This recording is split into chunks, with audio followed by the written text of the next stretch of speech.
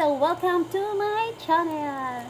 Sa mga hindi pa naka-subscribe sa aking channel, guys, please subscribe na. At mag-iwan kayo ng bakas at ng mabalikan ko kayo. So for today's video, guys, ipapakita ko sa inyo ang akon mga pinamaklan kagaina sa store kung diin may baligya sila nga Filipino foods, nga pagkaing Pinoy. So una, pakita ko sa inyo ang nabakal ko. Presto. Kala nyo kung tagpila ni, guys. Tag 10 real ni siya. Si pila subong ang value sang real sa Pilipinas. Nasa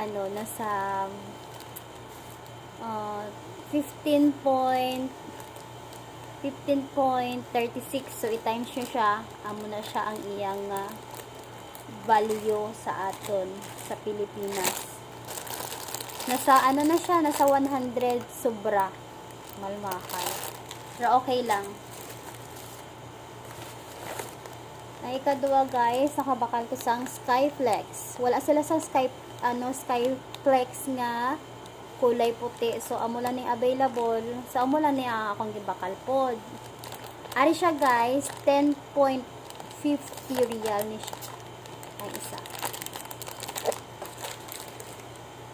Tapos, nagbakal ko sang, of course, hindi mawawala ang ating paboritong Nagaraya.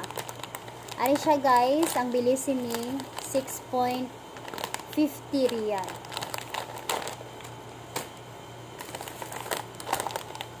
Tapos, syempre, hindi mawawala ang mga paborito nating pagkain. Number 1 gid sa aton nga listahan permanente pag naggrocery kita sa Pilipinas. Ding dong. Nagbakal gid ko sang duwa sini, guys. Kaya kung saan naman kami dito makabalik. Duwa nga kulay orange. Tapos isa ka pula. Kapula nga dingdong.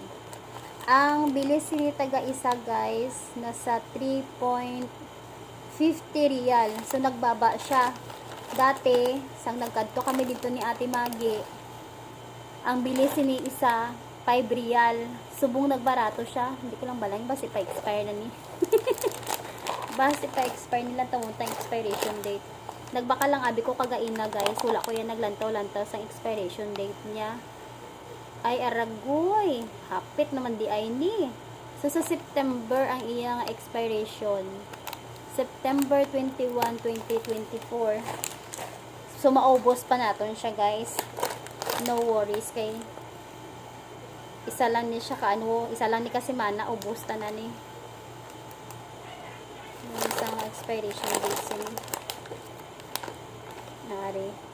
Parihas lang. Parehas lang gihapon. Ang Nagaraya, tingala ko nagbarato siya, guys, kay bakal ko ni dati 5 real isa mo, subong nag 3.50. So naka-discount kita sang 1.50 real. Aring Nagaraya sa expiration.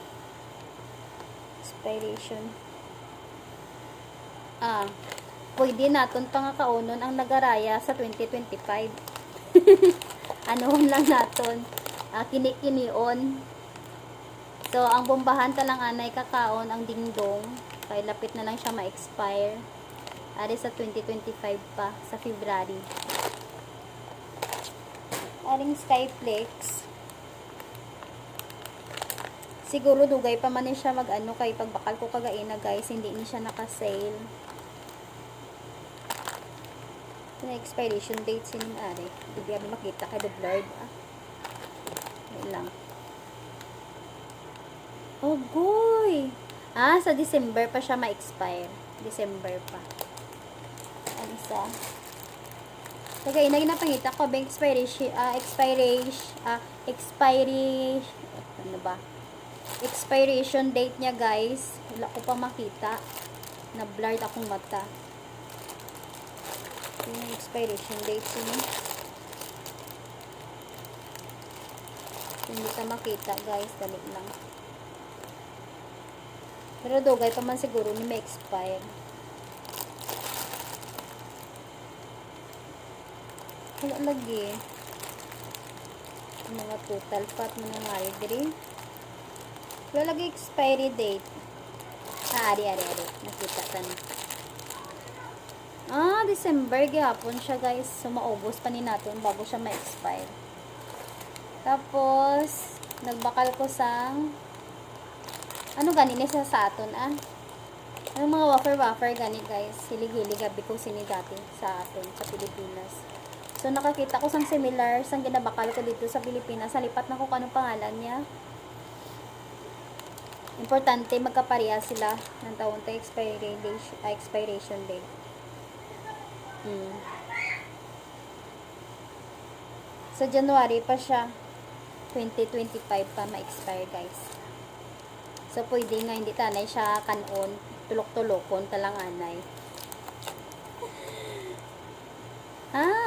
2025 pa siya ma-expire. 2025. So, nagbakal ko sa ni tatlo, guys. Lain-lain color, lain-lain flavor. Ari siya vanilla. Ari siya chocolate ang flavor. Wala, abis itong cheese. Tapos, ano ni siya? Hazelnut delight naman ang flavor.